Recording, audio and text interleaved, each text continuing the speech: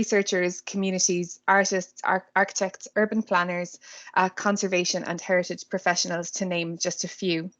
So the MCHRI network is very open to all those who are interested in sharing research, learning together and collaborating. So if you'd like to be added as a listed researcher with a short description of your research area, or just to be put on our mailing list, please do let me know directly via email at niamhnicghabhann@ul.ie. So that's just a little advertisement, as it were, for this new group that we're hoping will help bring people together around research in this area.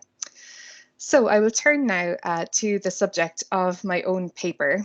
Actually, just flip back. Which is part of the work in progress for my current book project on Roman Catholic architecture in Ireland between 1828 and 1936. So the expansion in devotional infrastructure across Ireland by the Roman Catholic Church from the mid-19th century onwards was led by multiple agents and organisations. Indeed, as my co-panellist today, Sarah Roddy, has shown through her Visible Divinity project, the construction of churches often operated at parish level, with the parish priests and local committees holding responsibility for managing finances, for design decisions, and for fundraising.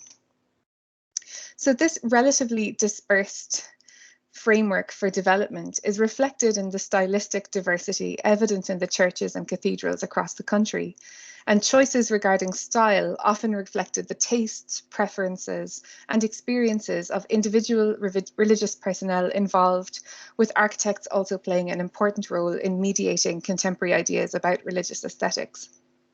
Church building practices were also informed by local circumstances, such as the level of available funding, the available site, the architect on the job, and more general concerns and principles such as liturgical requirements, canon law, and texts of long-standing significance like Carlo Borromeo's 1577 Manual on the Design, Organisation and Layout of Church Buildings. And specific affiliations with particular religious orders could also play a role. For example, the Gesù in Rome for the Jesuit order.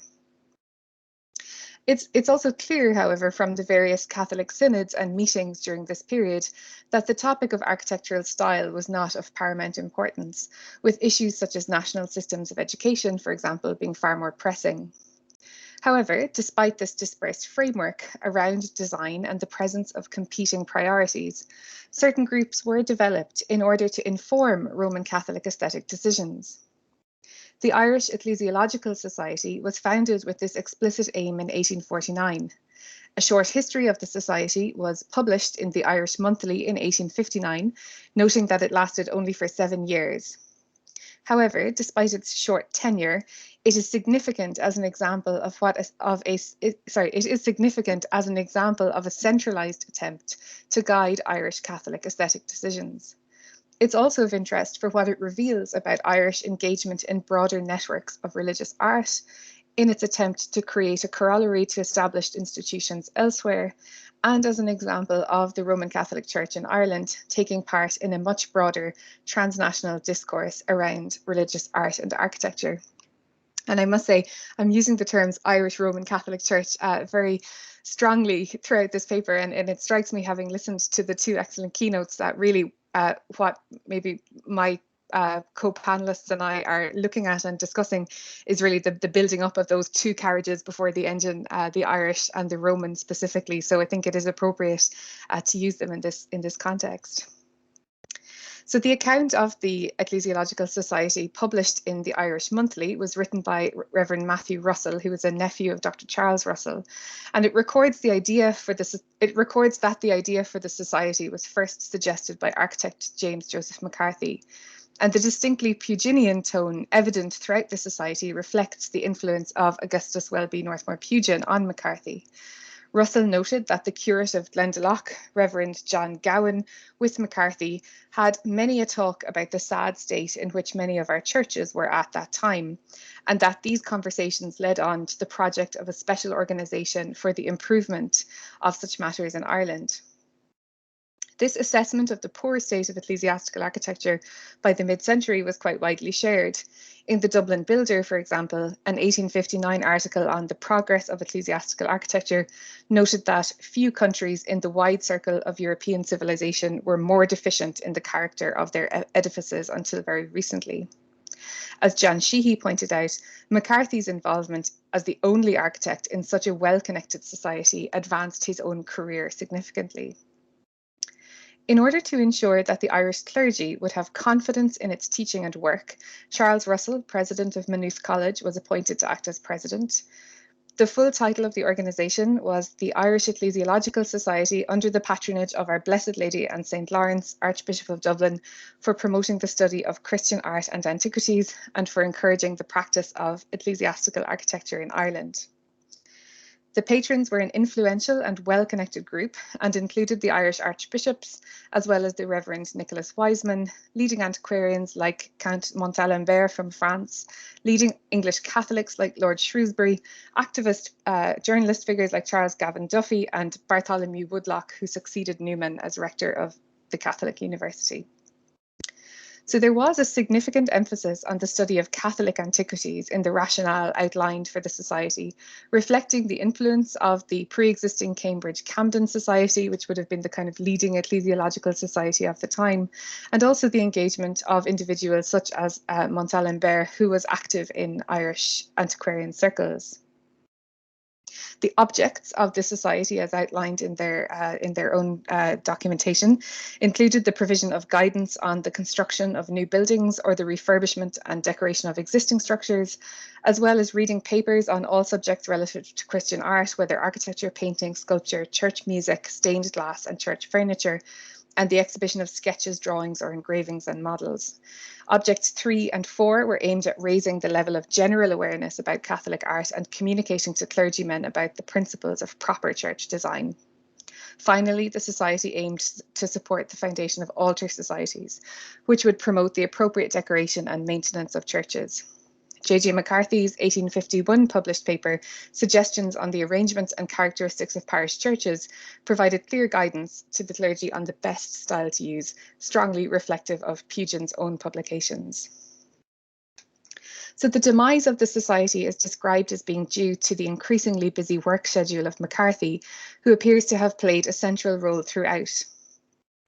The activities of the society are described in a number of sources, including their own publications and newspaper reports. And these activities included, for example, liaising with silk manufacturers in Dublin in order to promote the use of Irish craft.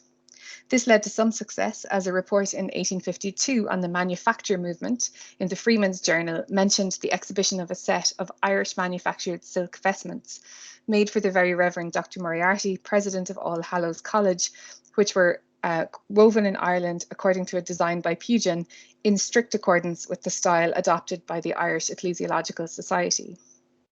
And there was also a resolution taken to present them to Cardinal Paul Cullen for inspection. So the idea of church building and decoration as an economic stimulus, supporting Irish industries and employing Irish people was increasingly promoted throughout the second half of the century in particular, countering criticism about the expense of such projects in the midst of economic hardship. However, as both Lisa Godson and Caroline Mcgee have demonstrated, goods such as vestments, church plate and devotional objects, as well as stained glass and mosaic work from England, France, Belgium and Germany remained extremely popular in church decorative schemes, reflecting the limited impact of the society overall. The publications of the Society provide a clear statement of what this group wanted to promote as appropriate Roman Catholic aesthetics. From church architecture to domestic devotional objects. And these various sources, produced by or associated with the Society, are rich in description and detail, providing an insight into the intellectual and ideological contexts for the aesthetic values being promoted and advanced. So in the first address of the Society, which was published in the Nation newspaper, as well as in pamphlet form, ecclesiology is defined carefully in opposition to antiquarianism, with the former being described as a practical, engaged activity focused on using art and design as part of spiritual life, and the latter, antiquarianism, as insipid and dealing with materiality only. And the lack of discernment is at the centre of this disparagement of antiquarian ideals, with the address claiming that everything from the Etruscan vase, the stone Celt, the cromlech, the pyramids, the Egyptian mummy, the saint's shrine, the cave temples of India, and the soaring ministers of Western Christendom being of equal value in the eyes of the virtuoso sitting in his museum. By contrast, the work of ecclesiology is defined as the study and promotion of art that will be a material expression of the faith and hope and moral sentiments of Christendom. This reflects an important countercurrent to the popular antiquarian discourse of the period and the kind of professionalizing history discourse of the period, typified by organizations such as the Kilkenny Archaeological Society, which aimed to examine antiquities in a secular environment. And this counter movement, as reflected in the Society's address, insisted on the specifically Catholic meaning of objects, buildings, and histories. So the decision of the Society to make prints available for people to display in their homes provides another insight into the connections and ideals of the Society. In discussing what artwork should be promoted, the art of the Middle Ages was seen as ideal, as it reflected a period in which artists expressed the principles of truth and reality in the expression of religious and national ideals. In the case of the visual arts, several artists were being singled out as being worthy of particular mention, including the divine Raphael and Michelangelo, as well as Giotto, Cimabue, and the unknown artists of the catacombs. At a meeting in 1851, a letter to the Society from the celebrated Christian painter Frederick Overbeck was read, together with a report on the Dusseldorf Christian Art Union, from which the Irish Society would procure prints for sale and distribution to members across Ireland. And I just have an example of a type of the print that would have been circulated by such Christian art unions during this period. So the Irish Ecclesiological Society aimed to emulate the example of this union, which provided specimens of its engravings to the Society by both ancient and modern artists. So the Dusseldorf Christian Art Union was clearly considered a reputable institution with high artistic standards, as an article in the Irish Examiner of 1850 described it as being truly admirable, widely celebrated, and providing good service to Irish Catholicity. According to this report, access to the Dusseldorf Union would introduce Catholic art into our schools and homes, into the cabins of the poor that they may dignify them, and into the abodes of the opulent that they may grace them. And that, though small and of positively unequaled cheapness, the prints were described as being in the purest taste and of the most delicate finish. So artwork from Germany and Italy, from the Nazarene school in particular, was defined as being entirely different to London trash and Parisian daubs, which, according to the author, adorned too many homes. As Cordula Grew has outlined in her work on the Nazarene movement, this characterization of these different schools of painting in the Irish press reflects current debates on religious painting across Europe. The Society wished to provide access instead to the solemn and pure creation of the oldest Christian art, as opposed to a motley bazaar of modern attitudinizing, fashionable fripperies, sensual vulgarities, and corrupt sentimentality. Cheapness here is seen as a virtue, presenting the visual image as something to be used and engaged with as part of a religious life, as opposed to a material luxury object to be displayed. And this emphasis on the semiotic content of the image at the expense and even opposed to the handmade quality of the artwork itself reflects a positive approach to mass production and reproduction. Interestingly, this attempt to provide cheap, high-quality engravings is somewhat at odds with the emphasis on Irish craft and manufacture seen in relation to vestments, proposing a different framework of values around the role and consumption of the visual arts. So just to conclude, although the Irish Ecclesiological Society was relatively short-lived, it does provide an interesting insight into the different influences and ideals that were being promoted as most appropriate for Irish Catholic churches and homes. The alliances with specific national traditions and ideas about Irish manufacture reflect the extent to which the Church had to position its expansion carefully, particularly in the context of economic hardship and scarcity. It also reflects a national church looking for an aesthetic tradition to be part of following the rupture of the Reformation, and certainly the period after that. Looking for an aesthetic tradition to be part of that was ancient, and which was really embedded at this point in an idea of the European Middle Ages, as opposed to the interest in the Celtic revival, which emerged later in the century. So thank you very much. Super. Thank you very much, Niamh. I'm really interested to see if you have pictures of this London trash and Parisian daub art that just couldn't dignify a home. So I'll have to get you to share that with us eventually. No problem. I'm just trying to unshare my screen so the next one can. So there should be a little X there at the bottom. Okay. I don't see an X, sorry, Deirdre. Is there a little, on your little camera there where you can see probably my face, there should be 3 little things on it, maybe your camera, your microphone, and the next one has a little box with an X in it, kind of. The third one is unshare your screen. I can take control and... Can you take control, please, Deirdre? I'll take control. I love it. Stop presenting. Now. Thank you, Niamh.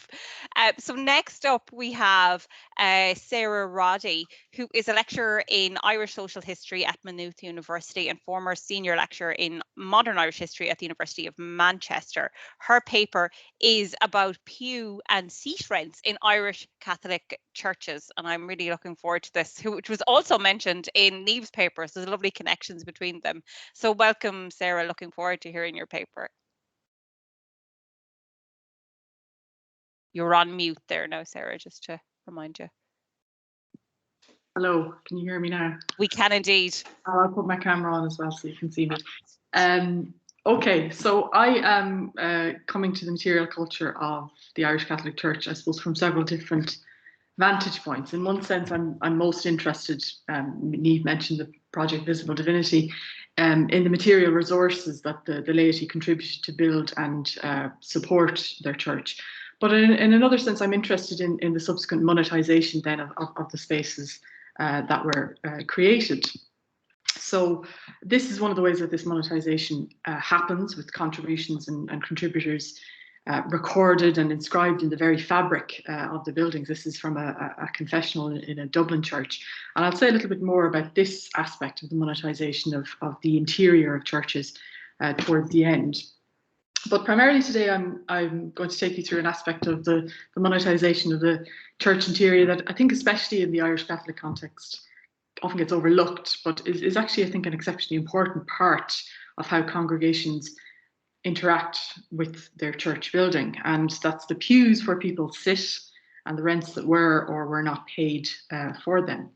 So paying for somewhere to sit in church became relatively common in some 19th century churches. Historian Callum Brown has written about pew rents among Protestant congregations in Scotland, noting that they were widely charged from the late 18th century onwards, and especially in churches in cities like Glasgow, they were increasingly used to help run the church and pay the minister's salary. So there was concern, as Brown notes, in Glasgow, that their effect was to alienate the working classes. Many churches retained free seating for those who couldn't afford to pay, but gradually those who did pay pew rents and paid for the privilege of holding the best seats in the house began to object to having to share their space, as they saw it, their churches, with the lower orders. And urban ministers who heavily relied on the income from pew renters to keep their churches ticking over and pay themselves a salary had to accede to those demands. So pew renting, as Brown outlines, became in Victorian Glasgow a commercial practice, in effect. Seats were a product whose quality was much debated and had to be maintained. And this meant more churches with more modern designs, with things like curtains and heating systems and so on, churches that were built in better parts of the city, with few or no cheap or free seats. And Brown says it was of great significance that pew renting reached its height in the 19th century, which saw the developing fashion for refinement in manners, which required the disaggregation of the rough and the respectable. More particularly, the way the system was operated after 1780 reflected the rise of commercial values and attitudes. So in essence, Brown traces a kind of capitalist, market-orientated Protestant ethic prevailing in the use of pew rents in Scotland. Pew rents now are often assumed to have been much less used in the Catholic Church. John Bennett, another historian concentrating on Anglican use of pew rents in England, suggested a general, what he called, Catholic distaste for the practice. But even in Ireland, in the course of research for this project, we've come across quite a few examples. They were more common pew rents than people like Bennett allow. And there's, I think, something very significant to explore in that distaste which they apparently attracted, which may well speak of an alternate view of economic behaviour and economic life for Catholics, and of a rejection of the commercial instincts that Brown has identified as coming with pew rents.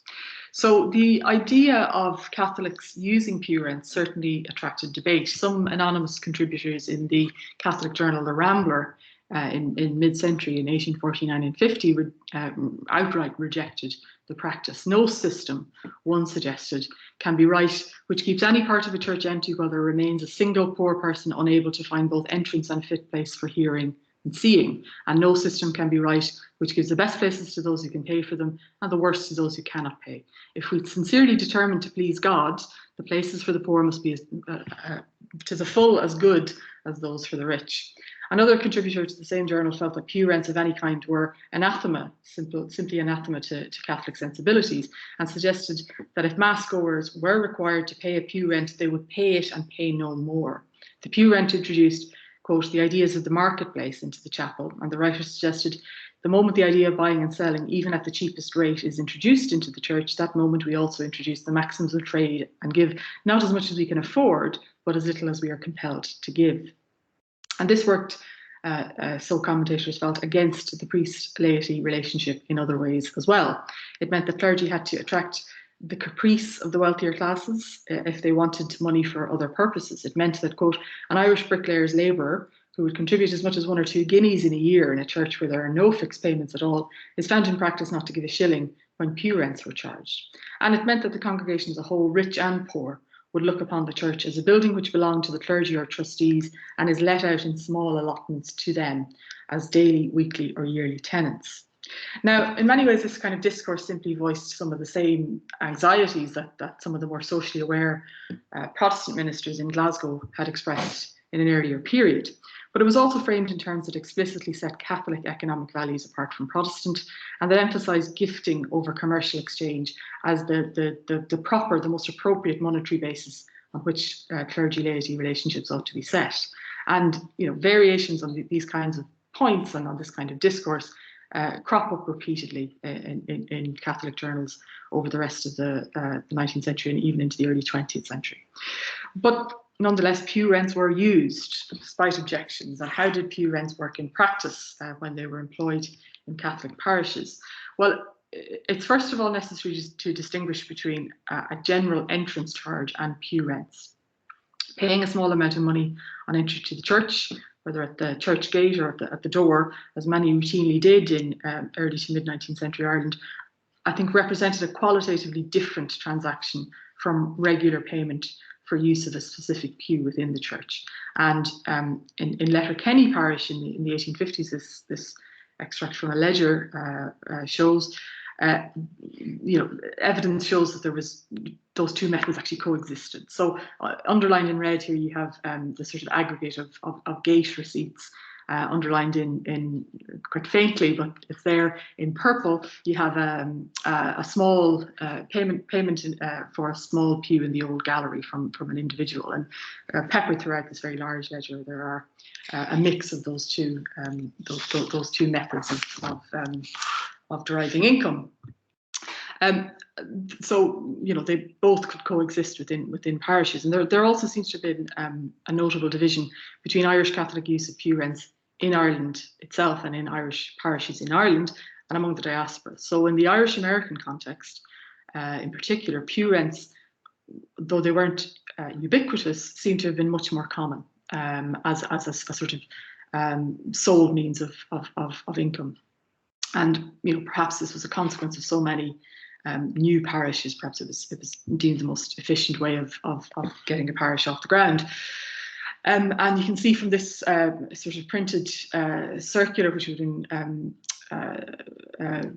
came from a New York State parish, the method of selling the pews or renting out the pews was much more systematic in the diaspora as well. So you didn't have sort of individual parishioners who sort of asked permission to rent a pew. You had an annual or semi-annual sale or even auction of pews, and you can see they actually represent the bulk of parish income in this particular case.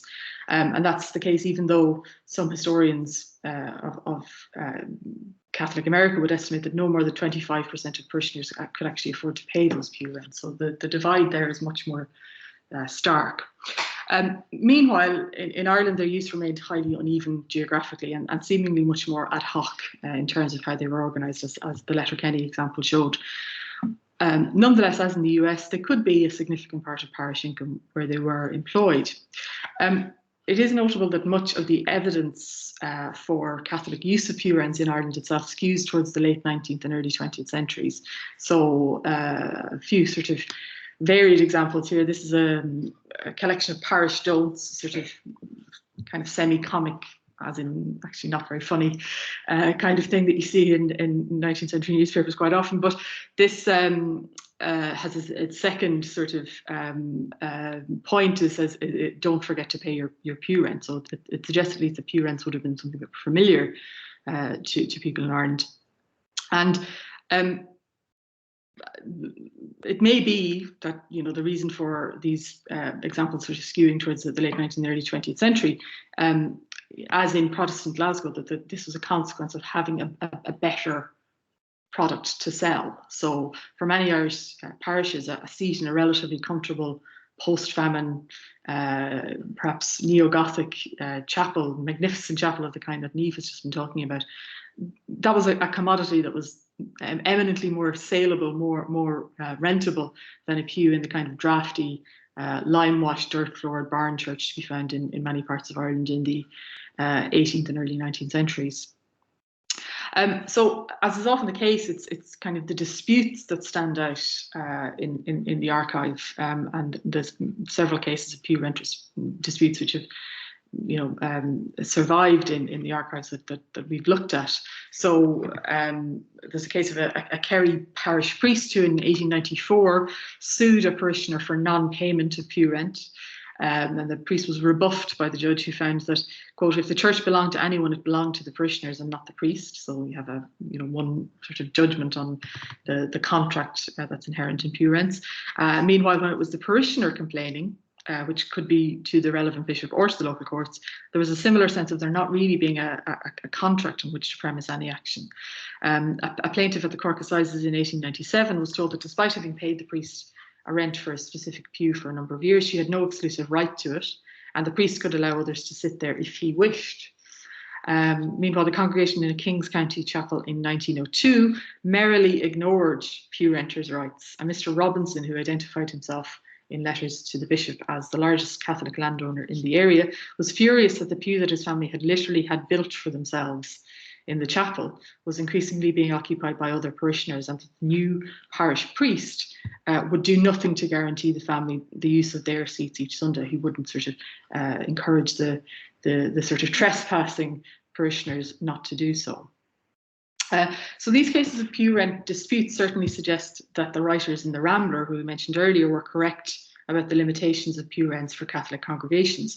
Those parishioners who wanted them for reasons of demonstrating social status and differentiating themselves within the church interior saw themselves as forming an economic bargain with the priest, thus introducing a form of trade and, however unactionable, contract into the chapel, while those who didn't pay them, who perhaps objected to them on principle or couldn't afford to pay them, were often, it seems, alienated by them, often resented their very existence, and often took any opportunity to undermine them as a working system, you know, sitting in the seats. So why then, in these circumstances where there's so much tension over pew rents, it seems, were they used in any Irish Catholic parishes? Well, arguably Catholic use of pew rents shows a very practical appreciation by clergy of their congregants' varying economic sensibilities and class positions. So we could argue that it's a case of trial and error, simply showing individual clergy what type of fundraising, whether a profane system of payment or a form of gift relationship, worked best in their particular context, as in reaped most money. But we could equally suggest that whatever system prevailed in a given parish, including perhaps a mixed system, demonstrated clergy understanding, even if only abstractly, that individual mass-goers gave money for different reasons, that giving money to the church could be an expression of many different types of social interaction, that people wanted different things in return for their money. And crucially, clergy were flexible enough, in at least some of them and at least sometimes, to accommodate those different reasons and needs in a manner that ultimately best served the churches and their own and their parish's financial interests. And a very good example of that comes via documentation of pew rent use in Kildare and Leighlin diocese from at least the 1880s and into the 1920s. So this notebook, manuscript notebook of gallery rents paid from 1881 to 1906, shows that they were used pretty steadily in Carlow Parish. And this A1-sized notice, which would have been pinned to the wall of the cathedral in Carlow in the 1920s, shows in very stark terms this was just what was being bought by pew renters and would-be pew renters. So it renders a very visible record of status within the church community, where everyone gets to see who rents a place in the transept in this case, and how much, by implication, how much they paid for the privilege. So the criteria at the top of the poster, which I've highlighted there, note that the right to sit in that part of the church was also transferable down the generations, down a direct line. And this was all policed by the beadle or usher, who would return names to the priest or bishop of anyone who was sort of caught sitting in the transept having not paid pew rents and not being entitled to be there. Now, technically, this is not pew renting, I would argue, because no person, the criteria also notes there, was entitled to possess a property or claim any particular place or seat in the transept. So they were being entitled to enter the transept and sit in the transept, and perhaps by custom people did sit in particular seats, but they weren't entitled to a particular seat. They weren't renting a particular pew. And so in a sense, those who disliked or resisted pew rents or thought that they were against Catholic sensibilities could claim a small victory here too. There wasn't a pew rent as such in operation. So by way of conclusion, it's worth saying that even if differentiation of one's place in the church and ownership of a specific seat within the chapel was not often possible in life in particular parishes, it was frequently effectively possible in death. And I mentioned at the start how parishioners were able to inscribe their names in memorials on the interior of the church. Pew plaques, brass pew plaques like the ones in this slide, were one of the most common ways of doing so. So even if you couldn't demonstrate status by holding through pew rent a particular seat in church in life, you could perhaps demonstrate your status in death. And I'll leave it there. Thank you. Thank you very much, Sarah. That's fascinating. I'm thinking now about where everyone sat in the church when I was younger and where I was allowed to sit. I'm like, oh, so fascinating. Thank you for that. We're going to move directly on to Caroline Mcgee, and I'm just going to stop the recording for Caroline. And